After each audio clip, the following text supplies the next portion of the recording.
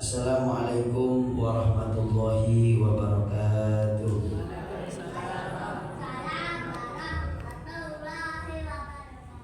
Bismillahirrahmanirrahim.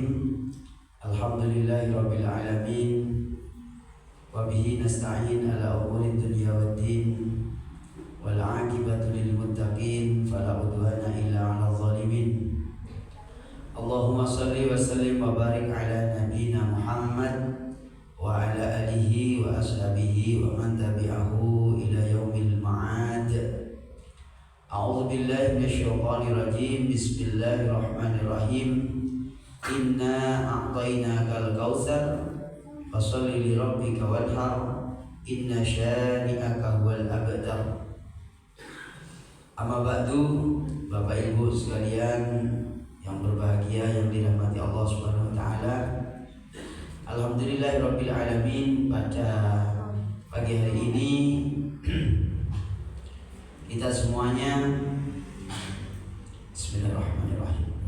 Alhamdulillah, pada pagi hari ini kita semuanya dalam keadaan sehat walafiat dan tetap istiqomah, yang insya Allah tidak banyak orang yang mau datang ke pengajian pagi-pagi hari Minggu begini ini, tidak banyak, atau hari Ahad ya. Kita biasakan ngomong hari Ahad saja ya. Jadi hari Ahad ini kan hari libur, jadi panjenengan kalau bisa datang ke tempat majelis ilmu seperti ini betul-betul harus selalu disyukuri. Alhamdulillah. Monggo bareng-bareng Alhamdulillahirabbil alamin. Ini semata-mata karena karunia Allah Subhanahu wa taala. Bapak Ibu sekalian, mari kita memulai majelis ilmu yang pagi hari ini. Saya akan membacakan kitab fikih kurban. Fikih kurban ini bab tahunan yang sudah sering saya bacakan di sini. Yang pertama, niatannya kita thalabul ilmi. Yang kedua, niat memperkokoh ingatan yang berhubungan dengan ilmu kurban dan ibadah di bulan Dzulhijjah. Yang ketiga, mungkin panjenengan lupa. Atau yang keempat, setidaknya nantinya gara-gara kita ngaji bab kurban ini, kita oleh Allah diberikan semangat, motivasi untuk berkurban, akhirnya diberikan jalan untuk mendapatkan uang membeli hewan kurban. Begitu, oke? Bismillahirrahmanirrahim. Monggo panjenengan nanti yang punya pertanyaan langsung panjenengan ajukan tangan, tidak apa-apa, walaupun di pertengahan pengajian, oke? Tidak apa-apa, ajukan tangan. Biar waktu kurang lebih 1 jam itu efektif, tidak molor-molor untuk hal-hal yang tidak, maksudnya kurang begitu manfaat. Misalnya saya cerita misalnya, kan kurang begitu manfaat kalau tak terkait ya. Jadi panjenengan boleh langsung ngacungkan tangan. Apa yang ada yang mau ditanyakan? Boleh bab kurban dan boleh di luarnya bab kurban. Biar hidup ngajinya, panjenengan bertanya di luar bab kurban boleh. Saya tanya dulu dari ibu-ibu, apa sudah ada pertanyaan? Sudah dicatat? Tolong dicatat Pak. Kalau agak sungkan nanya langsung di awal-awal, dicatat dulu, nanti kasihkan ke Mas Alfian. Oke. Tumben sampean teko ya. Berapa bulan gak ono sampai nanti? Hah? Di bawah. Kan ngaji? Oh ngaji.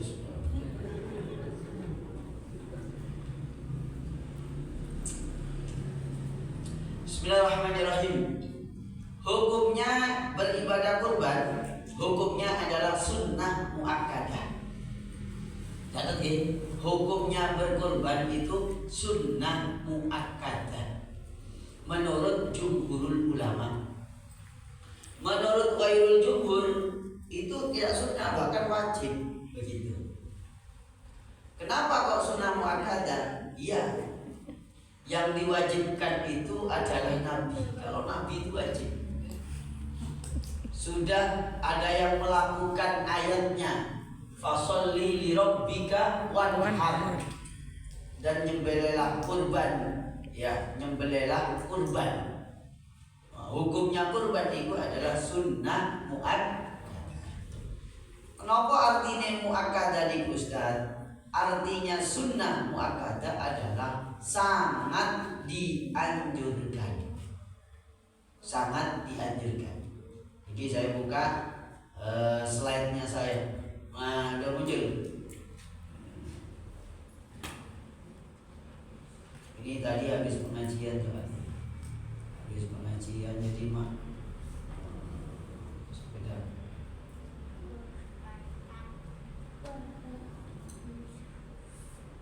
Ya sahabat, biar ada yang saya tutup.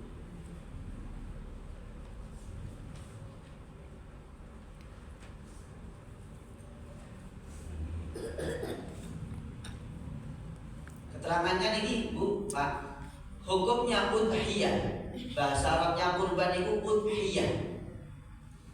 Dhahaba jumhurul fuqaha wa minhum asy-Syafi'iyyah wal Hanabilah wa huwa arjahul qaulaini idda Malik wa ihda riwayataini an Abi Yusuf ila anna al-udhiyah sunnatun muakkadah. Mayoritas ulama di dunia dari abad ke abad sampai hari kiamat itu menghukumi kurban hukumnya sunnah muakkadah.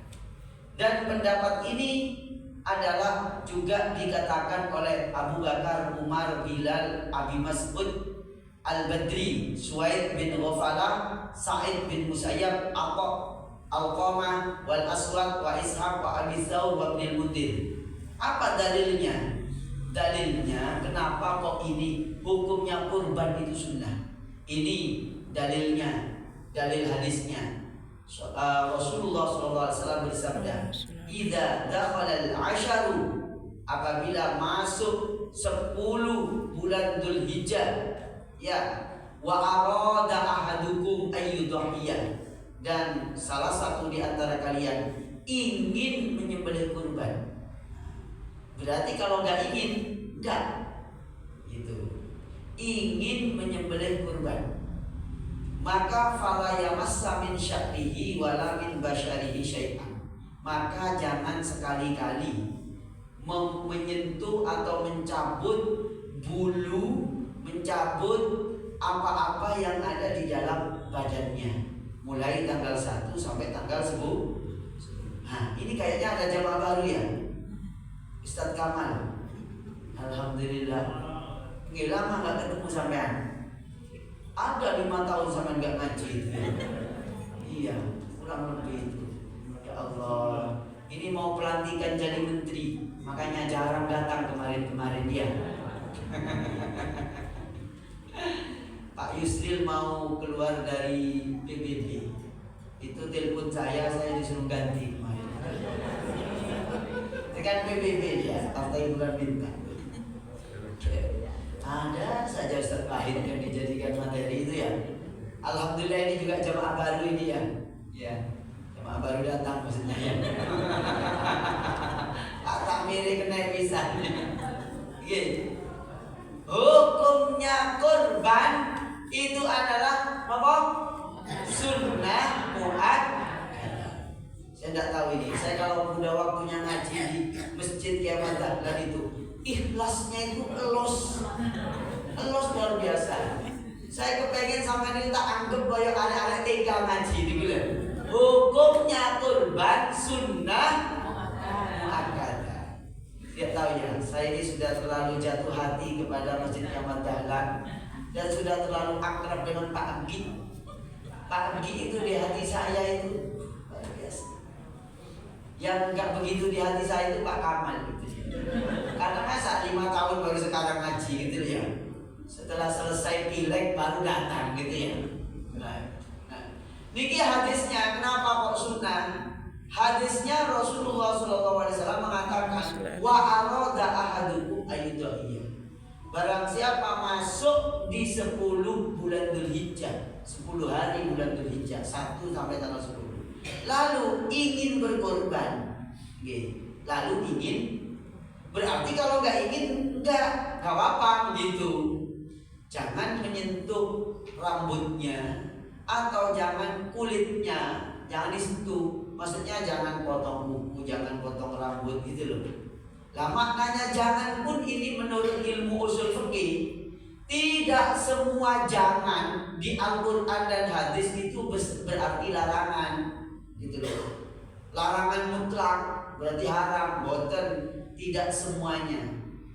Tidak semuanya kata jangan atau tidak semuanya kata dalam tanda petik tidak itu berarti adalah haram gitu. Maka nanti panjenengan mesti nanya, Ustadz katanya potong kuku tidak boleh kalau tanggal 10, tanggal 1 sampai tanggal 10. Yang nggak boleh itu potong leher. Lalu hukumnya gimana? Makruh. Kenapa kok makruh? Orang yang mau berkurban, asal sudah kan? Alhamdulillah, salam, salam kebajikan ya.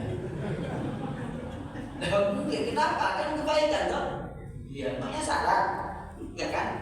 Jadi orang yang berkurban kok makruh potong kuku. Mulai tanggal 10 sampai mulai tanggal 1 sampai tanggal 10 sampai disembelih kurbannya, ini nanti anggota tubuh kita ini akan dibebaskan dari api neraka gitu loh. Maka kalau mau potong itu sebelum tanggal 1 Dzulhijjah, potong aja kukunya sampai rapi banget. Yang biasanya 1 cm sama potong 3 cm gitu ya. Sampai daging sampai hukumnya sunnah. Terus Bapak Ibu yang dimuliakan Allah, lihat batas minimal, ya minimalnya poel ya, ini keterangannya. Terus kapan kurban itu wajib, Ustaz? Kurban itu wajib kalau sampai nazar janji kepada Allah. Misalnya Pak Epul ini nazar, kalau saya nanti terpilih menjadi anggota legislatif, yaitu di Kabupaten Malang, menjadi anggota DPRD Kabupaten Malang dari Partai Gerindra misalnya. Di PKS gak payu kayak Pak Pur begini dia, ya harus Gerindra gitu ya. Atau Golkar ya. Kok ternyata terpilih, maka wajib nyembelih kurban. Nah, namanya kurban nazar yang ini wajib. Jelas? Niki dalilnya, keterangannya di kitab fikih, di kitab hadis diterangkan tentang kurban wajib dan kurban sunnah, gitu. Lah yang tidak ada nazar, yang nggak ada hukum wajib, tapi yang ada hukum sunnah. Pun batas niki tak lengkapi niki. Saya buat urut aja. Jadi kriterianya sudah. Batas minimal usia, batas minimal hewan yang dikurbankan, batas minimal usianya atau minimal kriterianya itu tadi poel 1 itu biasanya setelah selesai melewati 1 tahun, mau masuk tahun kedua, terus tidak cacat secara fisik, ya tidak cacat secara fisik. Kalau misalnya cacatnya ketika proses dibawa ke tempat pengorbanan, penyembelihan, itu tidak apa-apa. Ya, sah atau tidak, tetap sah. Tetap sah. Misalnya jatuh dari kendaraan, gimana? Yaitu misalnya karena dia itu hewannya meronta-ronta, lalu ternyata jatuh, maka ada cacat sedikit, nggak masalah. Ya, nggak usah bingung-bingung sampai cari tukang diurut disip biar nggak pincang misalnya. Itu yang penting tidak dari lahirnya itu dalam keadaan cacat, begitu. Ya, yang ideal itu usianya sudah mau masuk 2 tahun. giginya sudah tanggal 1, maksudnya oil 1. Kriteria cacat fisik hewan itu ada yang sah dikurbankan, ada yang tidak sah. Oke, gini, yaitu yang pertama, yang utama itu yang tidak punya cacat sama sekali. Maksudnya cacat itu begini, Pak. Maksudnya cacat ini kudu dimiliki panitia kurban ini. Cacat yang tidak boleh di dalam hewan kurban untuk disembelih adalah inna kullama yang usu Allah ma la yajuzu wa ma la yang usu Allah ma yajuzu. Ya, ini keterangannya di kitab. Setiap cacat yang mengurangi kualitas daging dan kuantitasnya itu tidak boleh. Contoh, yang dikorbankan mengejar murah. Yang dikorbankan adalah sapi dan kambing cacat secara fisik gudiken. Jadi sapinya ataupun hewannya itu gudiken. Gudiken itu kan kualitas dagingnya nggak bagus. Gitu. Cari yang sehat, yang ganteng.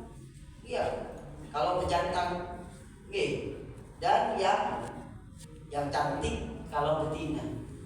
Bukan lemu, dagingnya aus, bagus. Kalau cacat sampai mengurangi kualitas daging secara kuantitas dan kualitasnya berkurang, itu tidak boleh. Tapi kalau mohon maaf, misalnya cuma cacat telinganya misalnya kurang sedikit, itu kan tidak mengurangi. Tidak mengurangi kualitas dan kuantitas, nggak apa-apa. Memang yang bagus itu yang tidak punya cacat sama sekali, itu yang utama. Berarti tetap sah asalkan tidak mengurangi kualitas daging kurban. Begitu ya? Keterangannya di kitab Al-Fiqhul Islami wa Adillatuh.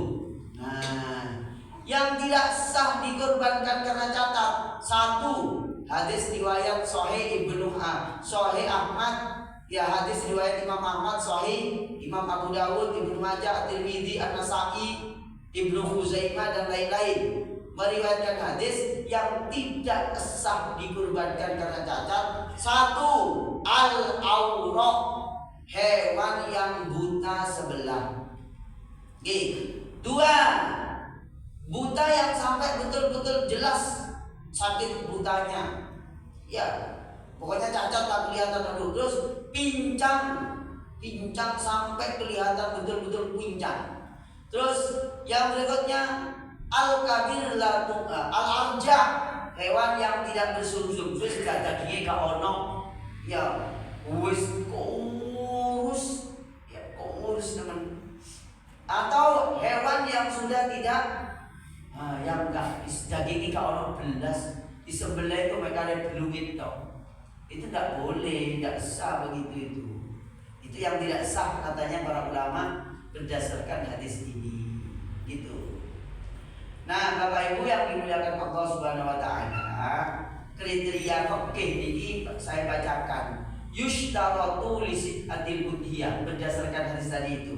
Salamatul hayawan al-mudhahha bihi minal uyub al-fahisha, yaitu secara fisik tidak ada cacat yang begitu dominan, ya, allati tuaddi adatan ila naqsil lahmi aw tadurru bisihha, yang biasanya itu dapat mengurangi kualitas daging atau berbahaya pada kesehatan. Itu yang tidak boleh. Kalau cacat sedikit tapi tidak sampai mengurangi kualitas dan membahayakan kesehatan yang memakan daging tersebut, ya nggak masalah. Cacat dikit-dikit, misalnya ono kukunya patah sedikit, nggak masalah. Mungkin kan sapinya habis main bal-balan, dia nyepak bola keliru, ya nyepak waktu gitu ya. Mungkin ini kan kemungkinan yang tidak mungkin juga gitu ya. Terus yang berikutnya permulaan, batas dan minimal. Akhir di ya. Monggo, apa ada yang ditanyakan? Oke, apa? Oh iya, ayo silakan. Bismillahirrahmanirrahim. Apabila punya hutang yang lebih dari nilai hewan kurban, kan boleh kita berkurban. Maksudnya gimana ini? Apabila punya hutang yang lebih dari nilai hewan kurban, kan boleh kita berkurban. Yang boleh, ya boleh. Panjenengan punya hutang berapa? Punya hutang 5 juta. Ya, sama, hutang saya di bank berapa? Cicilan saya. Tapi tetap kurban kan? Tidak masalah. Untuk cicilan utang itu kan sudah ada jatahnya. Yang nggak boleh itu begini. Sampai setelah berhutang untuk kurban, nggak boleh lari, ya, menghindar, ya, ucul, nggak nyaur hutangnya. Ini namanya kurban membawa korban. Itu yang nggak boleh. Gitu. Kalau hutang apa? Hutang yang sudah ada jatahnya nggak masalah, gitu. Kayak Pak Gi itu kan per bulan gajinya 15 juta gaji pokok. Ya, kalau hutang kurban sapi satu itu enteng gitu ya, nggak masalah. Karena gaji pokoknya 15, tunjangannya 25, ya 25 juta ya. Tapi bohong gitu. Ya. Bagaimana nilai hewan kurban, kambing dan sapi bagi orang yang berkurban? Apakah satu hewan kambing mewakili satu keluarga atau bani? Wah, ini mau menjawab bab medit apa bab boleh gitu ya? Ada ini jawabannya bisa enggak? Saya ini insya Allah bab kurban ini ahli fikih banget lah. Hadisnya Qurannya wis ya. Ini bisa masuk bab medit, bisa masuk bab memang ingin berkorban gitu ya. Gini Bu, ya ini apa namanya? Berkorban untuk satu keluarga. Ya, pelan-pelan saya bacakan hadisnya dan saya bacakan. Jadi ada 20. Makanya saya kan bilang telepon Pak Gi kemarin. Pak Gi gimana? Ini ada waktu khusus apa enggak? Mending ada pertanyaan. Mending disepakati dulu. Kenapa? Saya menyiapkan 27 pasal untuk bab kurban setiap tahun. Nah, ini kurban sunnah sendiri memperkenalkan.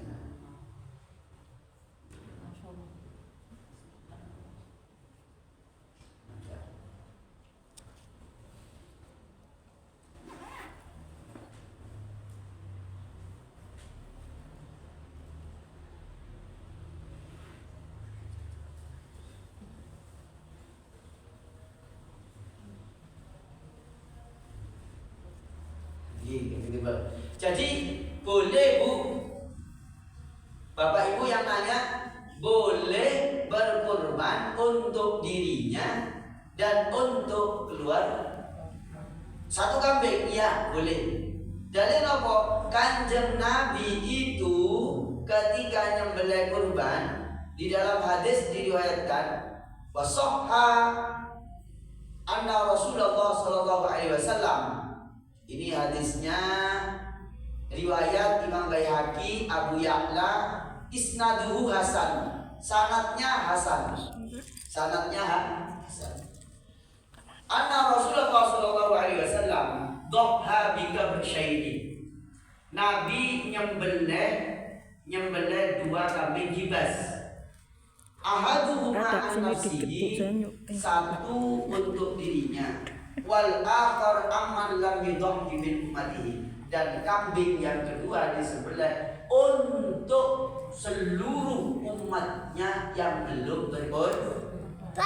Maka menurut cara berpikir fikih, berarti satu kambing bisa diperuntukkan orang Niatnya apa? Niatnya bukan kurban secara definitif.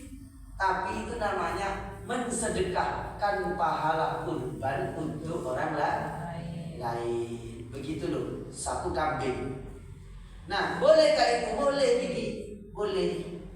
Apabila panjenengan menghendaki saya berkurban, satu kambing. Apa nggih? Paham nggih? Ini korbannya siapa? Ini korbannya Pak Nanang, Abah Haji Nanang kurban. Ini korbannya siapa? Korbannya Pak Samsul. Bukan Prof Samsul loh ya. Karena di sini ada dua Samsul. Yang satu Samsul biasa, yang satu Prof Samsul. Gitu. Nah, lalu Pak Samsul ini niat, ya Allah, saya niat juga pahala kurban ini untuk kami sekeluarga. Memang saya yang beli, tapi saya niat untuk kami sekeluarga. Maka sekeluarga itu dapat pahala kurban. Paham? Paham ya? Nah, ini hadisnya. Maka Bapak Ibu yang dimuliakan oleh Allah Subhanahu wa taala, Ustaz, keluarganya itu masih hidup apa sudah mati? Boleh masih hidup, boleh orangnya sudah meninggal. Apa dan ini Kanjeng Nabi untuk umatnya satu kambing. Cuma Nabi ini bukan tipe orang yang medit, karena tiap tahun takutnya pedes siji diniati sakarang peloso. Misalnya ojo korban kabeh, wis dikorbanno pagi misalnya gitu. Bukan begitu maksudnya. Maksudnya pahala kurban panjenengan itu diniatkan pula untuk yang lain. Hitungannya tetap satu orang itu miliknya satu orang, satu kambing untuk satu orang. Begitu loh. Bisa dipahami? Bisa dipahami? Bisa dipahami? Bisa dipahami? Ini ada yang nanya, Ustaz, kalau kurban karena ada nazar, hukumnya gimana? Iya guys, ya. Ini yang ngaji banyak nih Pak. Tolong penjelasannya Ustaz. Oh iya, jadi begini sebentar ya, ini ngaji yang di YouTube ini. Ini pahalanya panjenengan yang nyumbang wifi ini besar sekali ini ya. Iya. Tadi itu ngaji subuh, yang ikut ngaji 264. Keren kan? Berarti Ustaz Fahid sudah lumayan viral ini ya. Iya. Nah, jadi gini, kalau nazar hukumnya wajib. Nih, kalau nazar hukumnya wajib. Panjenengan nazar kayak tadi itu. Kalau saya keterima jadi PNS P3K mau kurban maka wajib kurban minimal satu kambing. Begitu. Terus ya. Terus ada apa lagi? Yang kedua, ya sudah selesai dijawab. Ada lagi? Oke, monggo Pak Nana. Nggih. Nggih. Oh iya. Atas nama perusahaan. Ini tolong guys. Ini bab penting loh guys. Ini banyak kan soalnya ya. Jangan berhenti ikut pengajian pesantren Indonesia sebelum selesai ya. Asal Ustaz mau tanya, jika anggota keluarga yang sudah meninggal, oke, boleh. Jadi berkorban untuk yang sudah meninggal dunia. Diniatkan ini untuk siapa, almarhum siapa, misalnya ya. Almarhum siapa boleh. Hadisnya riwayat Imam Ahmad, riwayat Imam Abu Dawud, riwayat Ibnu Huzaimah, riwayat An-Nasa'i, At-Tirmidzi. Hadisnya hasan bahwa Nabi nyembelih dua kambing, yang satu untuk dirinya, yang satu untuk umatnya yang belum berkurban. Umatnya Nabi itu ada yang masih hidup, ada yang sudah meninggal. Ya, maka katanya para ulama boleh. Nah, gitu. Ini Pendekar Yono, Pak Kiai, ya halo, Assalamualaikum. Dan Pak Kiai, banyak yang ngechat ini Bang. Mau tanya, jika anggota Pendekar Yono, Pak Kiai, kalau saya sudah niat kalau panen bagus mau kurban, apa itu maksudnya? Oh iya, jelas itu ya. Iya guys ya. Pendekar Yono, ya, ini Pendekar Yono lah. Pak, guya-guya. Iya guys ya. Jadi kalau kalian niat kalau panennya bagus, maka kurban, maka itu wajib. Jadi nazar gitu. Bisa dikorbankan di Malang, di rumahnya Ustadz Kiai Wahid. Ya, bisa itu, nggak apa-apa juga. Gitu. Ya, ya betul. Ya nazar. Nah sekarang kurban untuk perusahaan. Jangan perusahaan. Niatnya begini. Misalnya Pak Haji Nanang ini punya perusahaan. Lalu iuran kurban. Iuran kurban 1 jutaan. Terkumpullah orang 22. Ya. Lalu 22 juta dititipkan beli sapi lewat Ustadz Wahid. Misalnya dikorbankan. Maka caranya begini, rekayasa fikih. Nah, untuk tahun ini adalah arisan kurban untuk 7 orang. Tahun berikutnya iuran lagi 7 orang. Tahun berikutnya 7 orang. Pas sudah 3 tahun untuk 22 orang.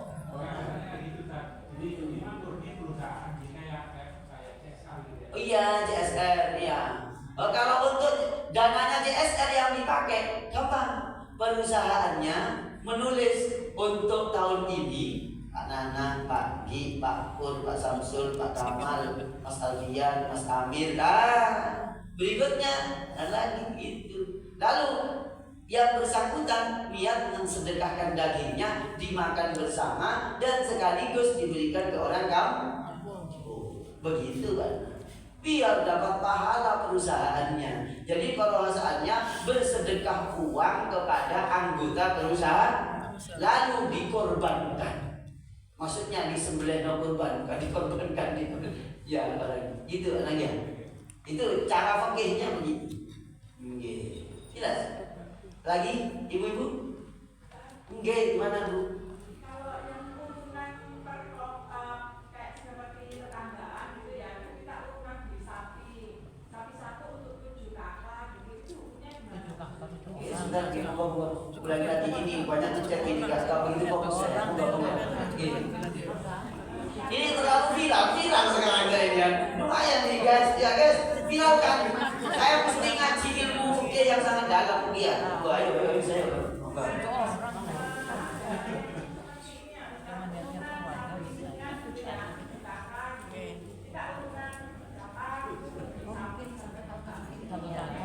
Oh jelas, ya, itu jelas hukumnya. Jadi begini, 1 kakak berapa orang? 70 orang. 1 RT, kakak 70. Ya Allah, ya. Jadi gini, 1 RT ya. 1 sapi untuk 7 kakak. Iya. 1 kakak itu ada yang mewakili 1 orang. Nah, ini fikihnya begini. Gini Bu. Jadi gini. Caranya kakak 1, kakak 2, kakak 3, kakak 4, kakak 5, kakak 6, kakak 7. Ada yang mewakili kepala keluarganya atas namakan kepala keluarga. Lalu masing-masing keluarga itu niat kurbannya, ini kurbannya saya, tapi saya hadiahkan untuk 1 keluarga. Jadi yang berkorban 1, yang mendapatkan hadiah itu adalah 1 keluarga. Caranya begitu. Dapat pahala. Jangan khawatir. Nanti kalau nggak dapat bilang aja saya gitu ya. Loh, deh kitabnya begitu. Kanjeng Nabi hadisnya begitu. Gitu. Oke, jelas mungkin. Esah.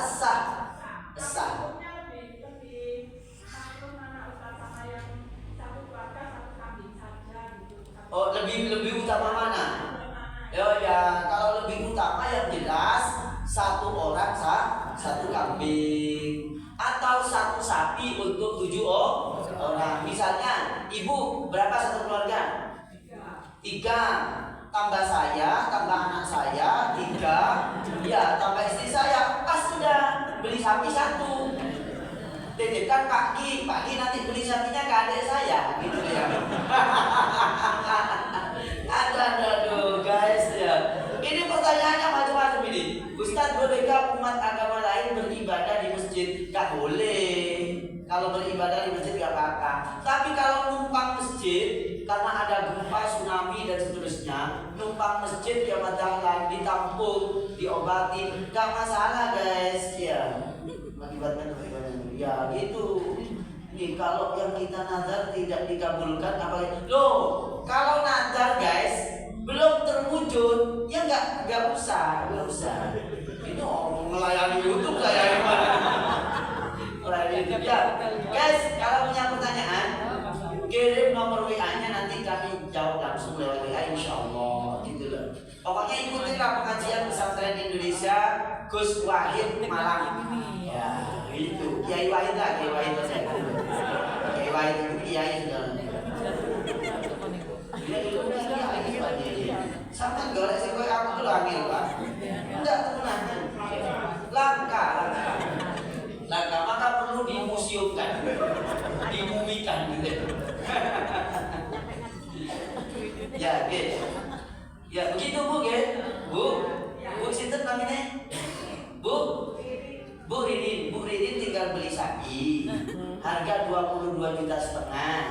Lewat Pagi itu nanti membelikan ke adik saya. Nah, keluarganya 3 tambah saya 4, anak saya 3. Nah, itu caranya. Cara fikih. Jangan ke Pak Pur sudah kaya itu gitu ya. Tapi medit.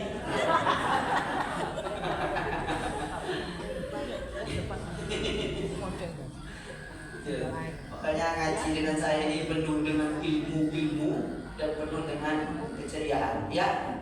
Iya. Apalagi pertanyaan apa? Bu, pertanyaannya, kayak ini. Ya, buka. Assalamualaikum warahmatullahi wabarakatuh.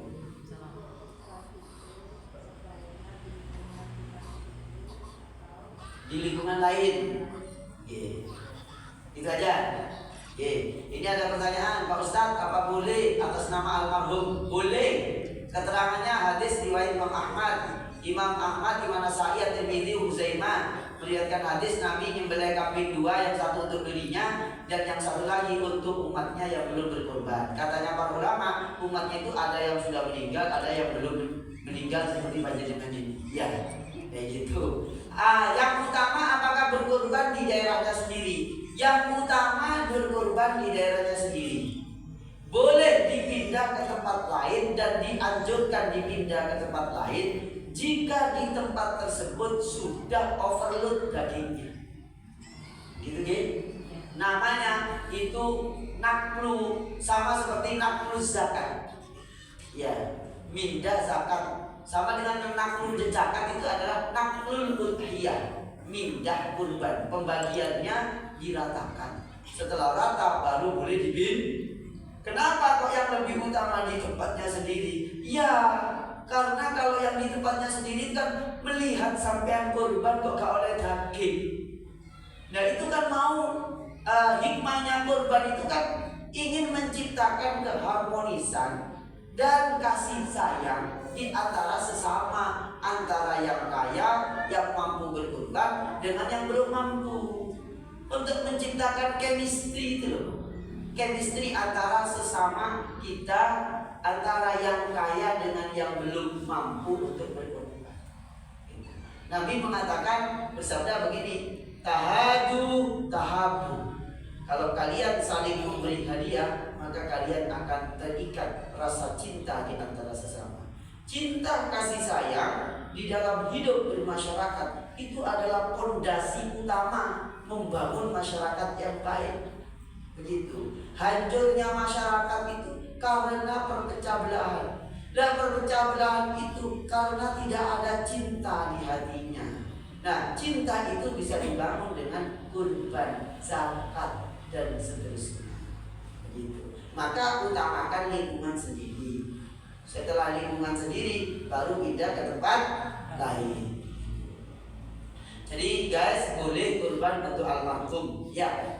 Sudah boleh, sudah terjawab. Ini ada MD Pon Store, ada username 889, ada SpongeBob Stay Harap. Iya, monggo ada lagi. Iya, monggo akun. Tadi dijelaskan kalau boleh dari berutang. Berutang, ya. Bagaimana umroh dan haji. Jadi kalau dulu kan pernah Pak haji ngetrend dengan Dana talangan, nggih. cara pilih bagaimana umroh atau haji itu dengan dana rutan atau dana talangan. Dana ini pertanyaan, haji pakai dana talangan, umroh pakai dana talangan.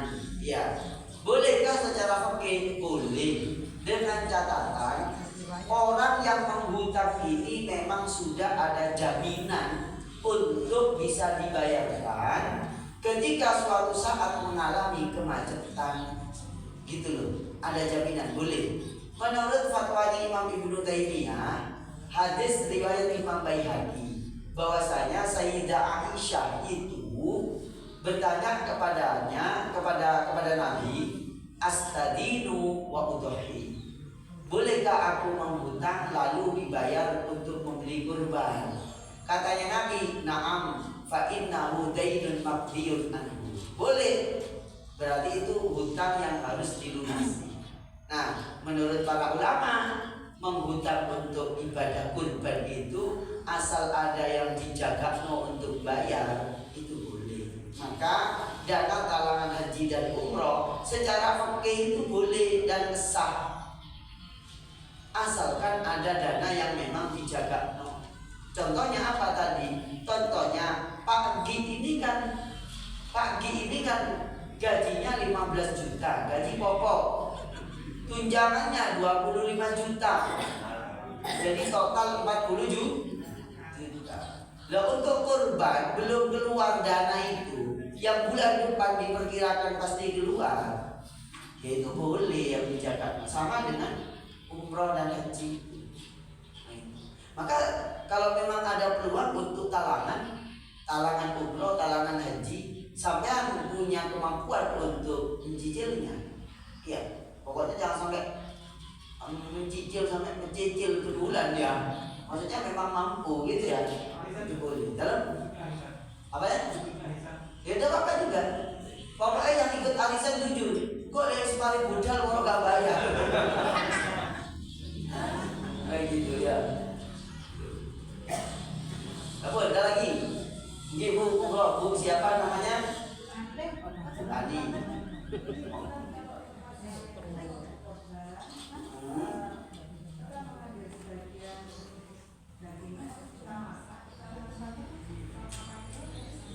Oh iya, ya. Jadi pertanyaannya Ibu, maksudnya ngambil dagingnya itu gimana? Diambil sebelum dibagikan. Nah itu juga keliru, ada keliru paham. Jadi gampang saja. Gini fikihnya, sembelih kurban, sudah dagingnya itu sampai packing dulu, lalu ini loh tak ketno panitia sebagai hadiah apa? Karena panitia yang sudah bekerja, cari rumput, ngasih minum, membeli balsem untuk ngurut sing capek-capek harus perjalanan jauh ya. Itu kan capek, berhak mendapatkan hadiah. Jadi yang dimakan duluan itu daging hadiah. Kalau panitianya itu tergolong orang yang berhak mendapatkan, berarti itu pun sudah masuk bagiannya panitia. Boleh ngambil lebih, tapi jangan berlebihan. Gitu. Beda loh ya, lebih sebagai kompensasi, sebagai ujroh telah bekerja.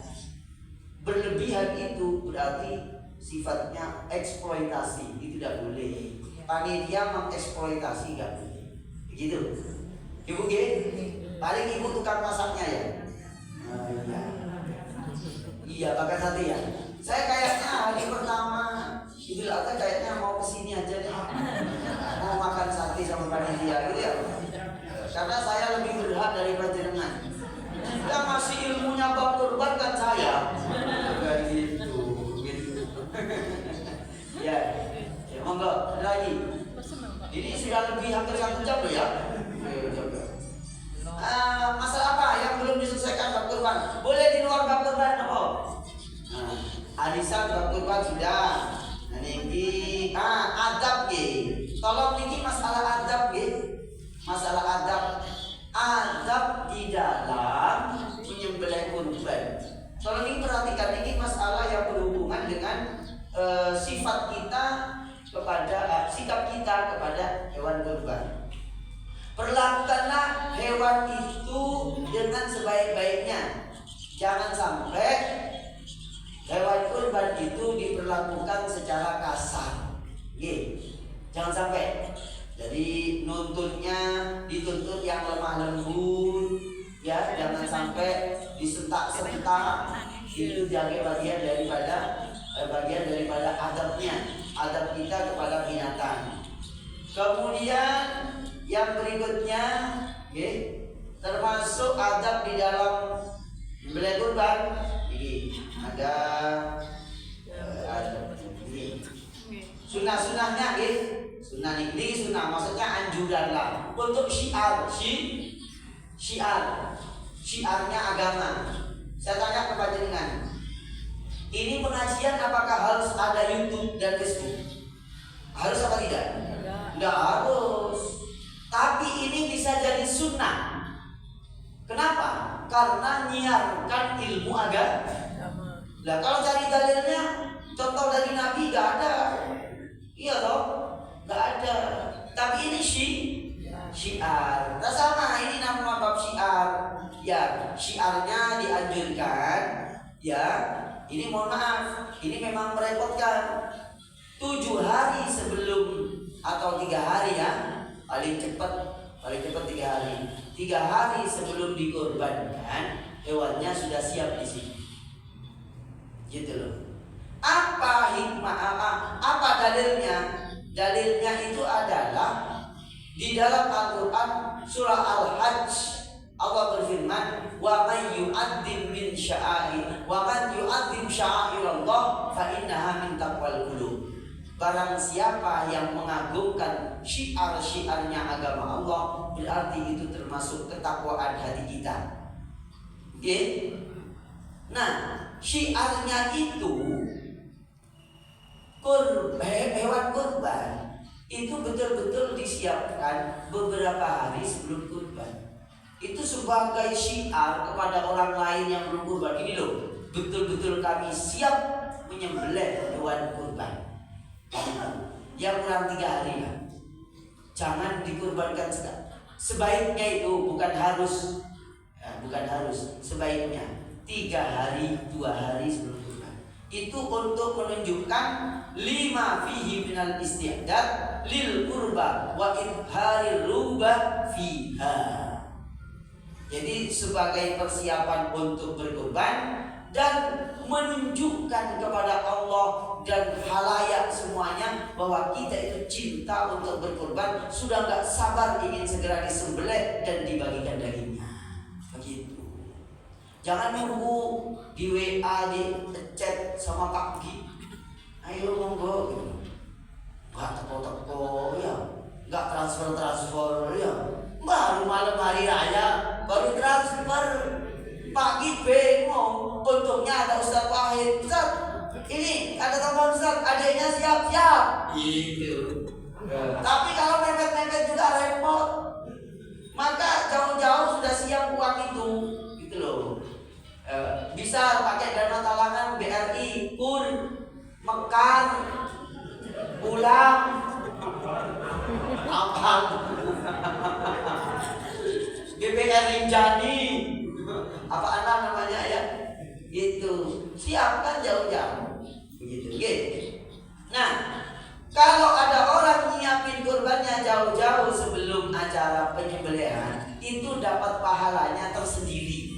Kurbannya tersendiri, persiapan jauh-jauh itu juga tersendiri. Dan ketika ketika melakukan pekurbanan atau penyembelihan, proses-prosesnya buatlah proses yang baik. Di antaranya hewannya ketika dituntun ke tempat sembelihan itu dituntun dengan cara yang santun, ya, ambil dielus-elus, dimandiin dulu, diberi bonding juga, agak apa ya. Ya ini kalau di kitabnya itu wa yujanniluha kal haji. Ya, wa yujalliluha kal hadi. Jadi diperlakukan seperti orang membuat hadiah. Seperti bapak-bapak mau membuat kado, ibu-ibu membuat kado, wadahnya itu dibuat yang bagus, dikasih tulisan, dikasih apa gitu. Nah maka maaf, panjenengan dan saya ini tidak terbiasa melihat di kampung-kampung di daerah saya. Itu kalau mau berkurban, sapinya itu dikalungin sarung, dituntun. Nah ini kesempatan ini. Di sini wa ayyuqal lidaha, dianjurkan juga dikalungin. Nah di sini nih dikalungin sarung BHS yang harga 1 jutaan. Nanti telepon Ustaz Mahir, Ustaz ini kalungnya untuk sampean. Wis didorong dulu sapinya mau disembelih, kalungnya dikasih Ustaz Mahir. Nah itu bagus. Kalau ada 7 sapi lumayan. Ya. Nanti tak jual lagi ke pasar besar gitu ya. Enggak kan sunnah berdasarkan firman Allah surah Al-Hajj ayat 22. Gitu. Jelas? Jelas. Monggo kalau sudah ada pertanyaan, ini rupanya sudah ada siap-siap pengumuman dari Pak Di. Iya. Sekian, terima kasih untuk guys yang ikut ngaji online ini. Nanti bisa di-chat, jika sempat akan kami bahas. Dan jika kalian men-scroll YouTube kami, sudah ada sekian banyak pasal yang sudah kami terangkan yang terkait dengan kurban. Begitu ge. Wabillahi taufiq wal hidayah, wabillahi wal inayah wal afwa minkum, nun wal qalami wa ma yasturun, fastabiqul khairat. Wassalamualaikum warahmatullahi wabarakatuh. Waalaikumsalam.